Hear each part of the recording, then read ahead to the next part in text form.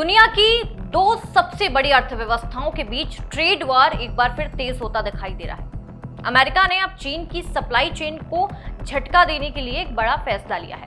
राष्ट्रपति Donald Trump प्रशासन ने चिप बनाने में इस्तेमाल होने वाले अहम कच्चे माल यानी कि पॉलीसिलिकॉन से बने इंपोर्ट प्रोडक्ट पर 15% टैरिफ लगाने का ऐलान कर दिया है। सोचिए, 15% टैरिफ।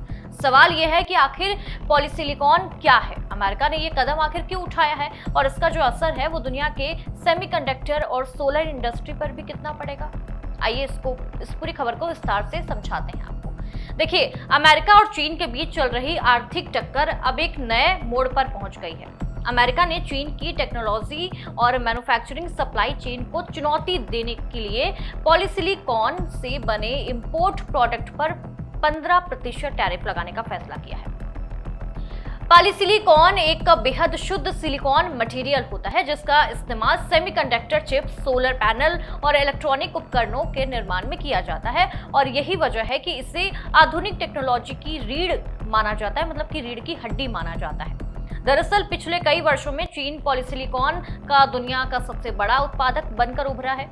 वैश्विक सप्लाई का बड़ा हिस्सा चीन से आता है और अमेरिका का ये मानना है कि इस क्षेत्र में चीन की बढ़ती पकड़ उसकी राष्ट्रीय सुरक्षा और आर्थिक हितों के लिए चुनौती बनती जा रही है।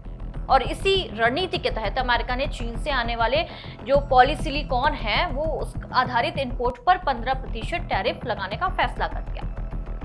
इसका मकसद ये माना जा रहा है कि अमेरिकी कंपनियों को बढ़ावा देना हो गया, घरेलू उत्पादन को मजबूत करना हो गया और चीन पर निर्भरता कम करना बताया जा रहा है। हालांकि इस फैसले का असर केवल चीन तक सीमित नहीं रहेगा। विशेषज्ञ ये भी मानते हैं कि इससे वैश्विक सप्लाई चेन प्रभावित हो सकती है। अगर चीन से आने वाले प्रोडक्ट महंगे होंगे तो चिप बनाने की लागत बढ़ जाएगी और इसका जो असर है वो mobile phone, laptop, electronic vehicle, data centre और कई इलेक्ट्रॉनिक उत्पादनों की कीमतों पर भी दिखाई देगा। अब सिर्फ सेमीकंडक्टर ही नहीं, सोलर एनर्जी सेक्टर भी इससे प्रभावित होगा क्योंकि सोलर पैनल बनाने की भी पॉलीसिलिकॉन की बड़ी भूमिका होती है और अगर कच्चे माल की लागत बढ़ती है तो सोलर प्रोजेक्ट की कीमतें बढ़ सकती हैं। और विशेषज्ञ ये भी मान रहे हैं कि चीन इस फैसले का जवाब अपने स्तर पर दे सकता है। पहले भी दोनों देशों के बीच टैरिफ बढ़ाने और जवाबी कार्रवाई का जो सिलसिला है वो देखने को मिला।